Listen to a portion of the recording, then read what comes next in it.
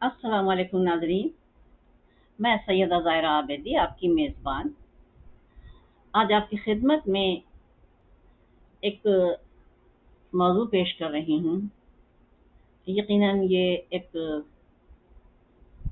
दुख भरा मौजू है, लेकिन ऐसी चीज़ें भी समाज के सामने लानी चाहिए ताकि समाज अगर अपनी इस्लाह कर सकता है कोई, तो समझिए आपकी इबादत कबूल है।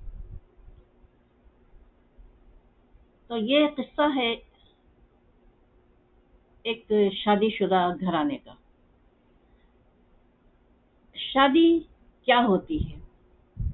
दो दिलों का बंधन, साथ जीने मरने का पैमान, दुख सुख के साथी। बस निकाह के बोल पढ़े जाते हैं और वो शौहर वो बीवी जो पहले कभी जानते भी नहीं थे एक दूसरे को, वो एक जान दो कालिब बन जाते हैं।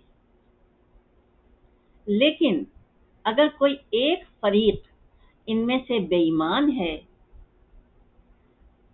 निकाह के वक्त ही बेईमान है, निकाह के लिए वो हामी भर रहा है, लेकिन उसके दिल में बेईमानी है कि इससे अच्छा मिलेगा तो मैं दूसरी जगह चली जाऊंगी।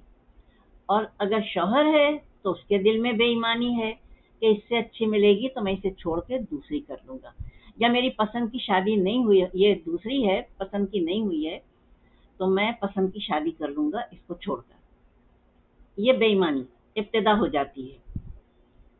अब मुझे नहीं मालूम कि जब इस जोड़े का निकाह हुआ था तो किसके दिल में क्या बेईमानी थी, खुदा ही बेहतर जान सकता है।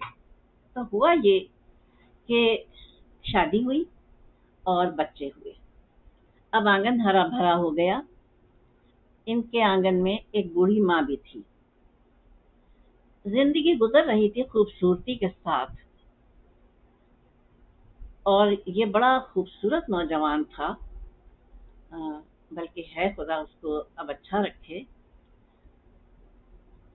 कि इसके ऊपर एक मुश्किल आ गई इस नौजवान पे, जो कि अब जवान आदमी बन चुका था, नौजवान से 3-4 बच्चे होने के बाद, कि इसका बदन पैरालाइज हो गया। और ये बड़ा लहीम शहीम सा नौजवान, ये बेचारा दूसरों का दस्ते निगर हो गया कि इसे कोई पलंग से उठा के व्हील चेयर पे बिठाए और इसकी खिदमत करे। आफरीन है यहाँ के लोगों को, जो उसके दोस्त थे, उसकी मुश्किल तरीन घड़ियों में उन्होंने अपनी बारी लगाई थी उसकी रात की खिदमत की। अब हुआ ये कि जब कुछ अरसा गुजर गया उसको पैरालाइज हुए, तो इसकी बीवी ने एक फैसला किया कि अब ये अपने माजूर शौहर के साथ नहीं रहेगी। उसने अपनी दोस्तों में कहा, माजूर वो हुआ है, मैं थोड़ी हुई हूँ। मैं क्यों अपनी जवानी बर्बाद करूं एक मजहूल शख्स के साथ। अब देखिए, वो अहद व पैमान जो निकाह के वक्त बांधे गए थे मरने जीने के, वो सब राख का ढेर हो गए। उस लड़की ने खुला के कागजात अपने माजूर शौहर के आगे रखे, जिसने रोते हुए खुला के कागजात को साइन कर दिया। और वो बदबख्त औरत अपने छोटे छोटे बच्चे अपनी बूढ़ी सास पे छोड़कर और दूसरी शादी करने चली गई। दूसरी शादी करके भी आ गई खुशो खुर्रम, बिल्कुल। अब मालूम नहीं अल्लाह ताला ऐसे लोगों को कब कब कितना छूट दे के रखता है। बहरहाल वक्त गुजरा, कुछ बरस जब गुजर चुके, तो हुक्म परवरदिगार से वो माजूर आदमी ठीक हो गया। अल्हम्दुलिल्लाह, अब वो ठीक है, अल्हम्दुलिल्लाह। अब ये उसकी शादी हुई है कि नहीं हुई है, ये मुझे अभी नहीं मालूम हुआ, ना मैंने जुस्तजू की मालूम करने की, क्योंकि मेरे पास खुद भी टाइम नहीं होता है। लेकिन मुझे खुशी इस बात की हुई कि कुछ बरस उसने माजूरी में गुजार के, और अल्हम्दुलिल्लाह वो ठीक हो गया। अब मैं आपको बताऊं कि ये पैरालाइज जो हो जाते हैं अचानक, ये होता क्या है? ये अचानक दिमागी सदमा पहुंचता है। खाली सदमा नहीं, बल्कि खुशी भी इंसान के दिमाग को ऐसे मुतासिर करती है, जिसे कहते हैं शादी मर्ग तारी होना, खुशी के उस पर। تو خوشی کے موقع پر بھی دماغ متاثر ہو جاتا ہے، بے انتہا خوشی کے اس پر، جب انسان اس کو تسلیم نہ کر پا رہا ہو کہ ایسی خوشی بھی مجھے مل سکتی ہے، تو پھر وہ پیرالائز ہو جاتا ہے۔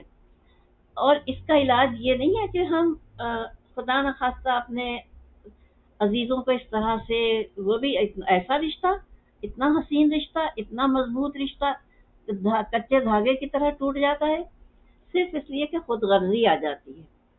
تو اس نے، وہ ٹھیک ہو گیا ماشاءاللہ، لیکن بچے چھوٹے چھوٹے بوڑھی ماں پہ آ گئے۔ یہ انسانی ضمیر کے ملامت کی آخری انتہا ہے، بالخصوص عورت۔ یہ تو تھا اس کا، دیکھیے کہ اس عورت نے اپنے بچوں کو چھوڑا، چھوٹے چھوٹے بچوں کو چھوڑا، جوان شوہر کو چھوڑا، یہ سوچے بغیر کہ بیماری کی آزمائش تو اس پہ بھی آ سکتی تھی۔ اب دیکھیے، جب انسان خود غرض ہوتا ہے نا تو پھر وہ کچھ بھی نہیں دیکھتا ہے۔ اب میں دوسرا بتاتی ہوں، یہ ہے مرد کا کیس، یہ بھی آپ کی نظر سے گزری ہوگی بات، بلکہ ویڈیو ہے اس کے اوپر یوٹیوب پر، کہ 10 دن کی بیاہی، صرف 10 روز کی نئی بیاہی دلہن، اور ماں باپ نے شادی کی لڑکے کی، جو کہ بقول اس کے میری پسند کی نہیں ہوئی تھی، اور میں اپنی پسند کی شادی چاہتا تھا، تو میں نے یہ جرم کا ارتکاب کیا۔ 10 روز کی بیاہی دلہن کو وہ لے گیا، بدبخت انسان، اور لے جا کے اس نے دوست کی مدد سے اس کو گھر کے باورچی خانے کی چھری سے پہلے اس کو بے ہوشی دی کولڈ ڈرنک میں، اور اسے ایسی جگہ لے گیا کہ وہ ڈر رہی تھی، کہہ رہی تھی یہ کیسی جگہ ہے جہاں کوئی ہے نہیں، تو یہ تو پکنک پہ لائے ہیں آپ، لیکن یہاں تو کوئی ہے ہی نہیں، تو اس کو تسلی دے دی کہ ہاں ابھی آ جائیں گے، جبکہ ایسی بات نہیں تھی۔ جب وہ بے ہوش ہو گئی تو پھر اس کے بیچاری کی گردن میں چھریاں مار مار کے اس کو ادمرا کر دیا، پیچھے سے بھی اس کی گردن کاٹنے کی کوشش کی، لیکن باورچی خانے کی چھری تھی، وہ کند اتنی تھی کہ چل نہیں سکی، اور پھر اس کو گھاٹی میں، قریب کی گھاٹی میں لڑکا دیا، لیکن وہ ہے لہو تو پکارتا ہے آستین کا۔ وہاں جب یہ چلے گئے دونوں دوست، اور لے جا کے اس نے لڑکی کا زیور رکھوایا اپنے لور کے پاس، لیکن خدا کی لاٹھی ایسی بے آواز ہوتی ہے، اسی دن جب وہ دلہن ملی تو پورے علاقے میں منادی کروائی پولیس نے کہ نئی دلہن کس جگہ کی ہے، ہمیں ملی ہے، بتاؤ۔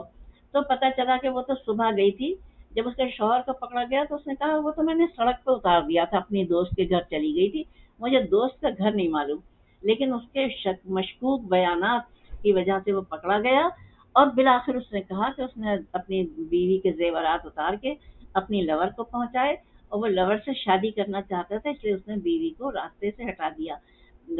اب آپ مجھے بتائیے کہ وہ دوست جو قاتل بنا وہ، اور یہ دوست جو یعنی دوست دوست ہے نا، تو یہ قتل عمد کس کے کھاتے میں جائے گا، اور کیا اس کو شادی کرنا نصیب ہوگی اپنی لور کے ساتھ؟